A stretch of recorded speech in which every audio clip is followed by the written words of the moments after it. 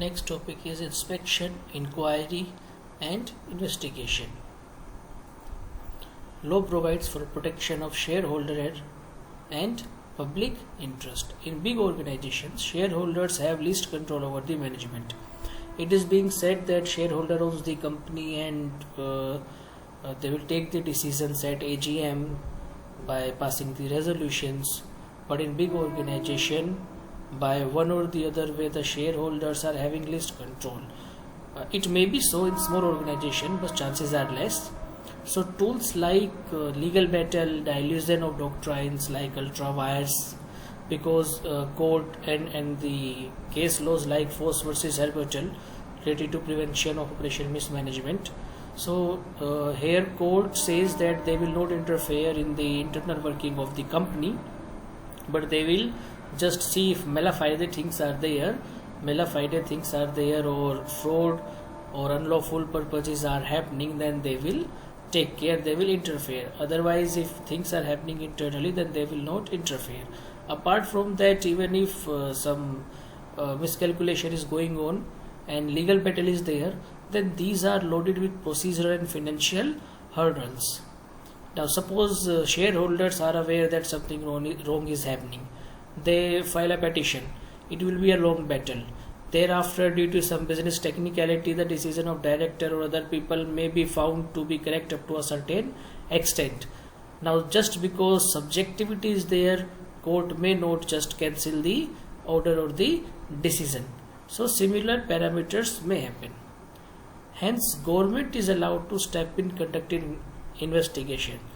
So government is allowed that they may conduct these inquiry, investigations and related thing in the happening of the company in the course of the life of company, unless organized and less experienced supervision is not there. The notion of shareholders control would not be properly secured. So we need organized and less expensive supervision. So apart from court, because court is bound by technicalities, and in tribunal also it takes time and financial burden is there, so government is allowed to step in. Now what are the provisions? As per section 206, power to call for information, inspect, book and conduct inquiries. Under section 206, it starts with clause 1 says that on scrutiny of the document and scrutiny of information which is sent by the company, registrar is of opinion that further information is required and further explanation is required from the company. After scrutiny of these document or information, registrar thinks that there is some unlawful activity or things are not happening properly. It may have some suspicion of any kind that business is not being happening in the reasonable prudent way. Then registrar by written notice requires the company to furnish such information explanation and to produce such documents as he thinks fit. Then after receiving this notice, now for example, registrar finds that the company's financial status is very dubious, is not proper, they are making huge profits in such a short period of time, from where they are generating money and how they are getting the money. So they may ask for their details, their transactions, and from where they are raising the capital and related documents and their agreements, copies of agreements with other companies from where they are raising the fund. Now on receipt of such notice, by virtue of clause 2, company is duty bound to provide the information and explanation with best of their knowledge. If information is related to past events, then the people who were there at that time, they may be called by the registrar to have the proper information. Now company is bound to provide relevant information with best of their knowledge. By virtue of clause 6, if no information is provided, or inadequate information is provided, or unsatisfactory state of affairs has been found by the registrar, then registrar may ask the company to produce books of account, books, papers, explanation and further documents. Now because registrar's suspicion or registrar's notion that things are not happening properly is getting serious by virtue of companies failure to provide or by virtue of company providing inadequate information or registrar finding unsatisfactory state of affairs. So registrar may ask to produce further required documents and explanations. Now, as per clause 4, if after receiving these documents registrar is satisfied that business of company is carried unlawfully or for fraudulent purpose, and it is not in compliance with provisions of this act, or grievances of investors are not being addressed, then registrar may ask for further information and explanation. And after hearing the company, he may go for inquiry. He may start inquiry into the conduct of business of the company. And if central government is satisfied by virtue of clause 5, central government is satisfied that yes, happening of the transactions of company is not proper, then central government may ask registrar or an inspector to carry out the inquiry. Apart from this, central government will also ask for inspection of books and paper by any inspector as appointed or by any statutory authority by virtue of clause 6. Section 207 talks about conduct of inspection and inquiry. So clause 1 says where registrar or inspector is appointed under section 206, then the concerned employees of the companies, they are duty bound to assist them. Now obviously they will be dealing with the company for the record checking and other things. Then the employees who are concerned for the purpose of assisting them, or they are concerned in whatever the capacity is, so they are duty bound to assist them, and they will provide them documents, information, explanations as may be required. Now the registrar and inspector, they can make copies of the books and accounts. They can put marks of identification like flags and other marks of identification. As per 207 clause 3, registrar, inspector, they have power of civil court as provided under CPC, Code of Civil Procedure 1908. What are the powers they have been given? Discovery and production of books of accounts. Discovery and production of books of accounts at such place and time where registrar or inspector deems fit.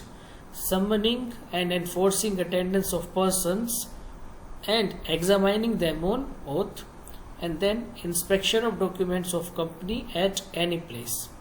For this purpose they have the power of civil court as provided under CPC. 207 clause 4 says if direct officers, they disobeys the registrar or the inspector, they are not complying with their requirements or guidelines, then they are punishable with imprisonment which may extend to 1 year, and fine which shall not be less than 25,000 and which may extend to 1 lakh. Once, if it is a director, he is a director, and once convicted, then office of director will be deemed to be vacant, and this director will be disqualified from being appointed as director. He will be disqualified. As per 208, report on the inspection made. So this inspection which has been made, the inquiry has been made, a report will be there.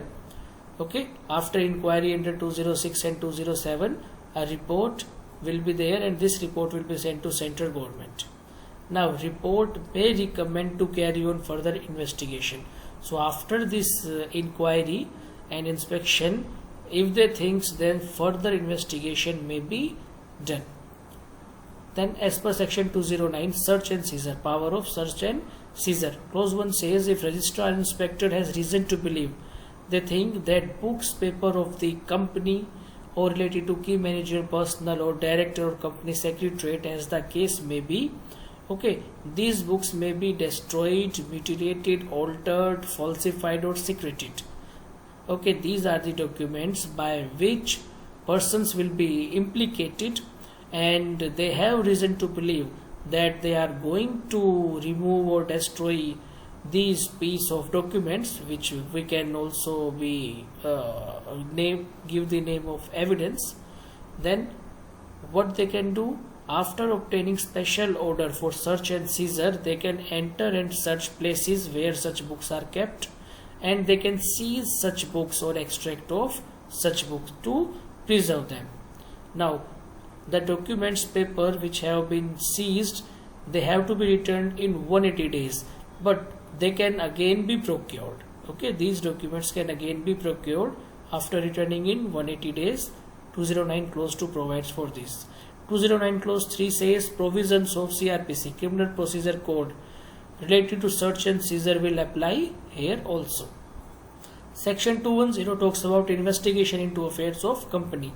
As discussed earlier, shareholders' control, that is not the result of the bargaining power only, but the fact that shareholders are concerned with dividends, indifferent towards voting right, lacks expertise to understand management, these are also relevant.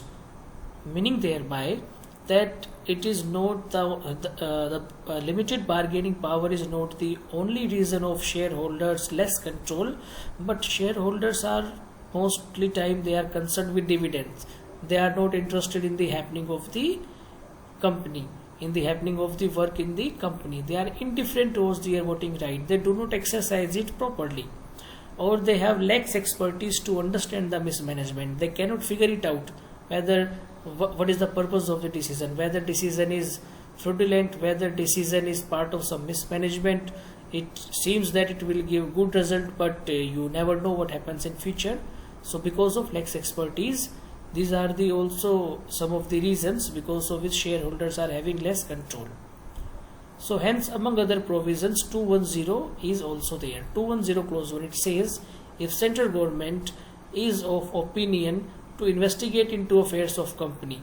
Now this opinion will be based upon receipt of report under 208, intimation of special resolution passed by the company, or in public interest.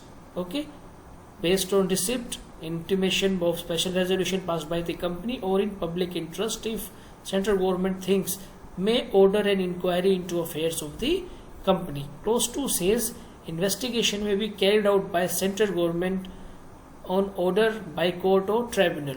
So central government based on this will apply to tribunal or court, and they will get the order and then they will do it. Now for inquiry, central government may appoint one or more person as inspector. In Alembic Glass Industries Limited 1972, what could be the possible instances where central government can launch investigation into affairs of the company? So in this case, the company was making loss, but still they were giving good dividends. Like this example, company having loss of 1 million and declaring dividend of 8% or 7%. So obviously it means something is going fishy in the company. From where they are getting money if they are sustaining loss? Is they are showing their financial position wrongly, or some other unlawful activity is there, or not only unlawful but mismanagement may be there. Sorry state of affairs are happening in the company. Then another instance, companies providing prima facie false accounts, which on face of it you can, by witnessing it, you will find that these are not correct accounts. Wealth of companies depleting and board is unable to give justification why wealth is depleting. These are the examples of under which central government can investigate into affairs of the company. So this is all about inspection, inquiry and investigation.